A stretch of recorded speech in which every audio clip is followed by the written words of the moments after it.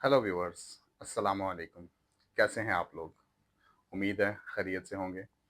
मेरा नाम सुफियान है और ये मेरा आज चौथा लेक्चर है, फोर्थ लेक्चर है। आज का जो टॉपिक है हमारा वो है फाइनल अकाउंट्स। आज हम डिस्कशन करेंगे फाइनल अकाउंट्स पे। जैसा कि हम पीछे पढ़ते आ रहे हैं, the use of trial balance, suspense account, error correction, ये चीज़ें हमने पढ़ ली। आज हम देखेंगे कि ट्रायल बैलेंस से फाइनल अकाउंट्स कैसे बनते हैं। उनके लिए मैं ओवरव्यू दूंगा। सबसे पहले हम अपने टॉपिक से शुरू करते हैं final accounts. Final accounts basically होते क्या हैं? फाइनल अकाउंट्स होते हैं समरी। ये समरी रिपोर्ट्स होती हैं जो कि हर एक बिजनेस प्रिपेयर करता है। ठीक है। इसमें दो मेन चीज़ें होती हैं। दो मेन चीज़ें कौन सी होती हैं? एक होता है प्रॉफिट एंड लॉस अकाउंट, एक होता है बैलेंस शीट। अब इसमें कुछ और भी होती हैं, कुछ और भी चीज़ें होती हैं, जैसा कि statement of changes and equity और कैश फ्लो स्टेटमेंट, लेकिन वो आपके लिए अभी कॉम्प्लेक्स होगा क्योंकि हम ये टॉपिक बिगिनर्स के लिए प्रिपेयर कर रहे हैं। तो इसमें मैं to the point profit and loss और बैलेंस शीट की तरफ ही रहूँगा। तो जो अब इन चीज़ों को प्रिपेयर करने का मकसद क्या होता है?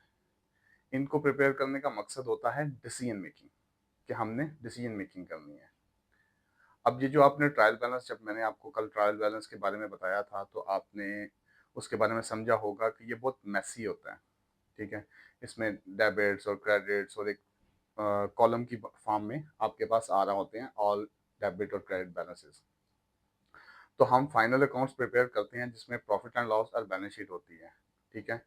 अब ये बनाए जाते हैं डिसीजन मेकिंग के लिए, बिजनेस ओनर के लिए, इन्वेस्टर के लिए, इवन गवर्नमेंट अथॉरिटीज़ के लिए, क्योंकि उन्हें डिसीजन लेना होता है। उन्हें देखना होता है कि हमारे बिजनेस ने क्या बनाया।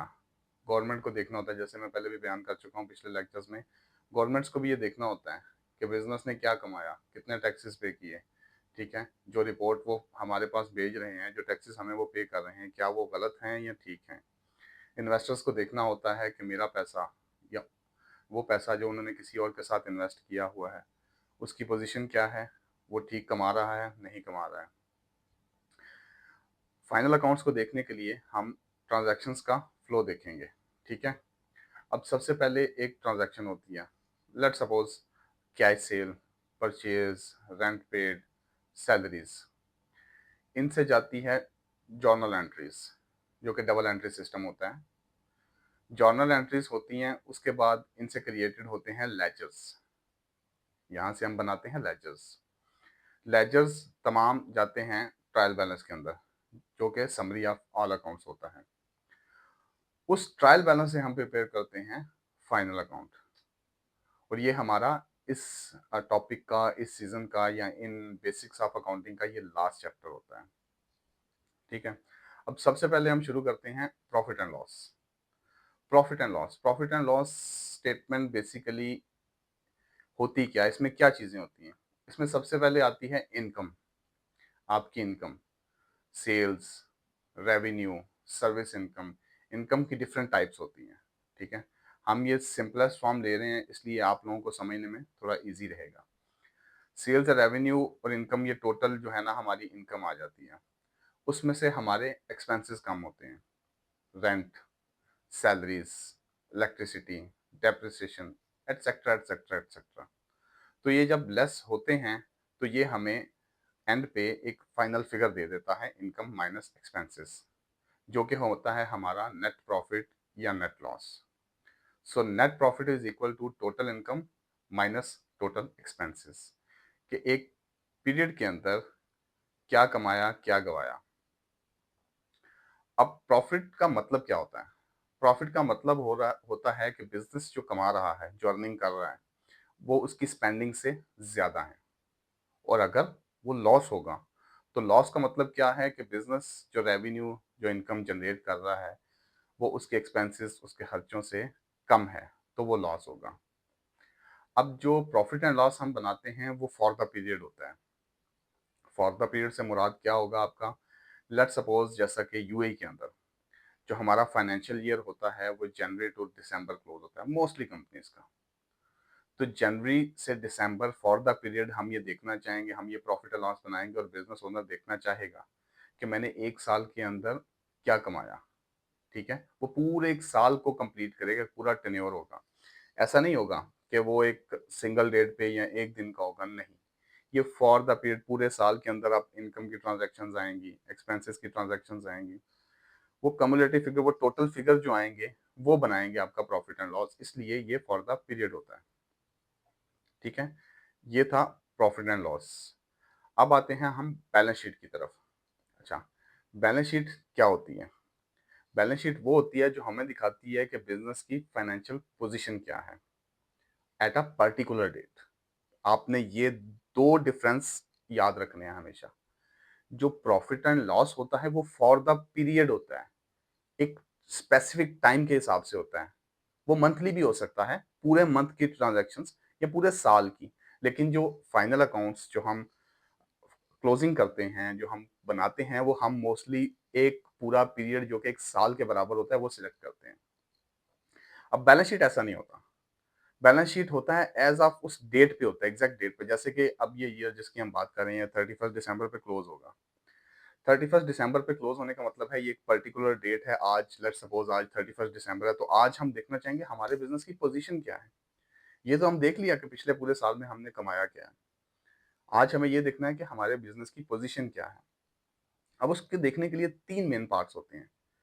अगर आपको याद हो, मैंने प्रीवियस लेक्चर में एग्ज़ाम्पल भी दी थी और बताया भी था अकाउंटिंग इक्वेशन के बारे में, जो कि बेसलाइन होती है हमारी अकाउंटिंग की। Asset is equal to owner equity plus liability.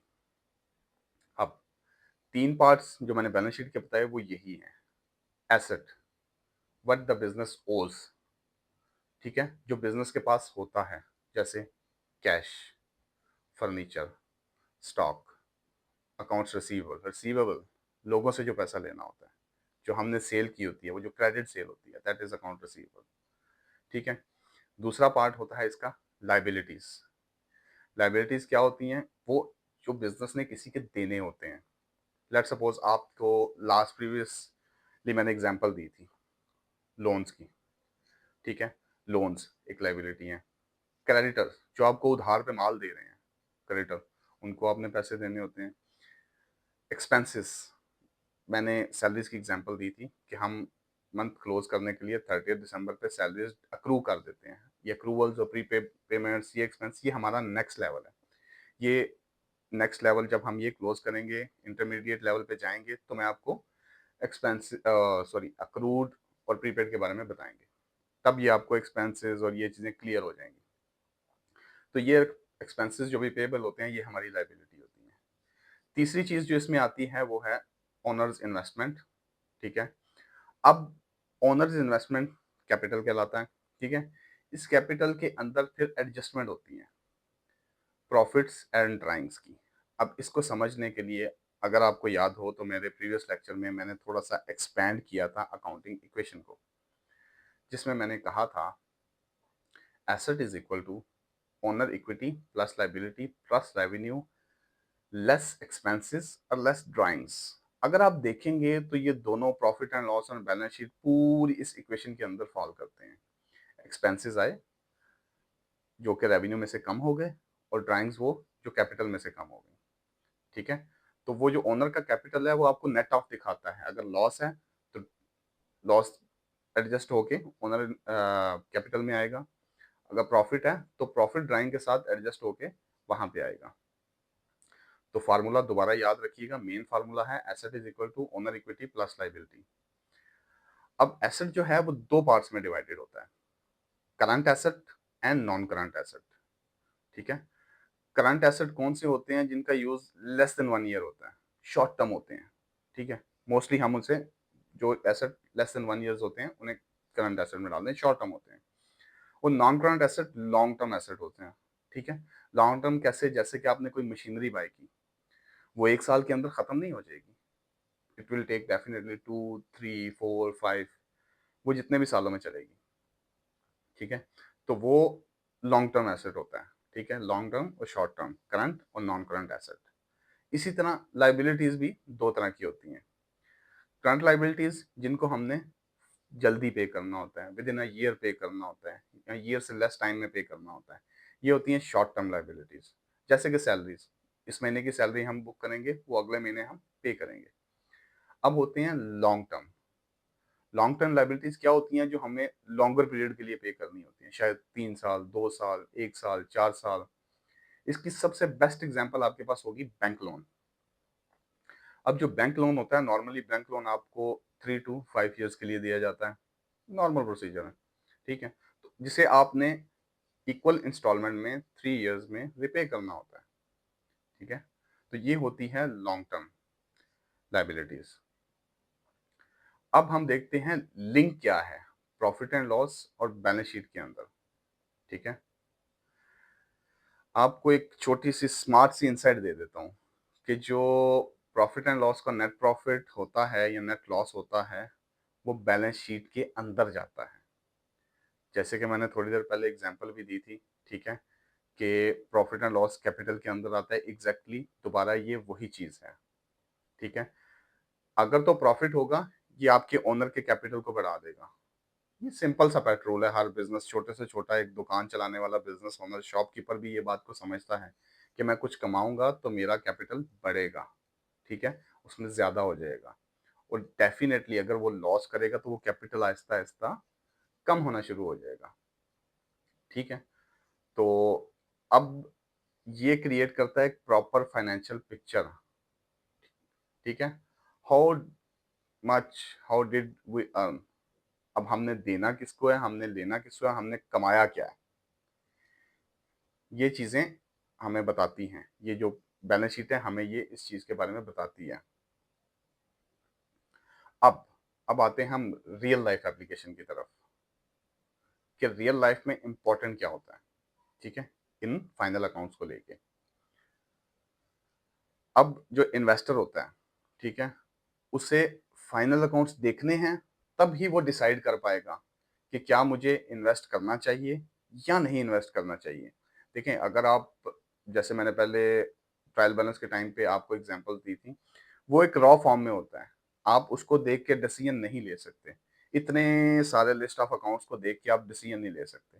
लेकिन जब आपके पास फाइनल अकाउंट्स आ जाते हैं, आपके पास बैलेंस शीट आ जाती है, आपके पास इनकम स्टेटमेंट आ जाती है, तो आप देख रहे होते हैं कि कंपनी ने प्रॉफिट कमाया, लॉस कमाया, और कंपनी की इस वक्त फाइनेंशियल पोजीशन क्या है, एसेट कितने हैं, लोगों के देने कितने हैं, ओनर ने कितना पैसा डाला हुआ था। उस बेसिस पे जो इन्वेस्टर है वो अपना डिसीजन लेता है कि क्या मुझे इसमें इन्वेस्ट करना चाहिए या नहीं करना चाहिए। अब हम देखते हैं ओनर के प्रोस्पेक्टिव से, ठीक है। अब ओनर, जब तक उसके पास फाइनल अकाउंट्स नहीं आएंगे या उसके पास ये पता नहीं चलेगा कि उसके बिजनेस की पोजीशन क्या है, वो कैसे डिसाइड करेगा कि मुझे एक्सपेंशन करनी है, मुझे लोन लेना है, मुझे कॉस्ट कंट्रोल करनी है। अब देखें, वो लॉस कर रहा है, ठीक है। लेट्स सपोज वो क्या देख रहा है कि मेरी इनकम स्टेटमेंट में लॉस आ रहा है, तो वो लॉस को कम करने के लिए कॉस्ट कंट्रोल की तरफ जाएगा, अपनी इनकम बढ़ाने की कोशिश करेगा, ठीक है। तो ये जब तक उसके सामने वो फाइनल अकाउंट्स, वो एक पूरा सेट ऑफ अकाउंट्स नहीं आएगा, वो ये डिसीजन नहीं ले पाएगा।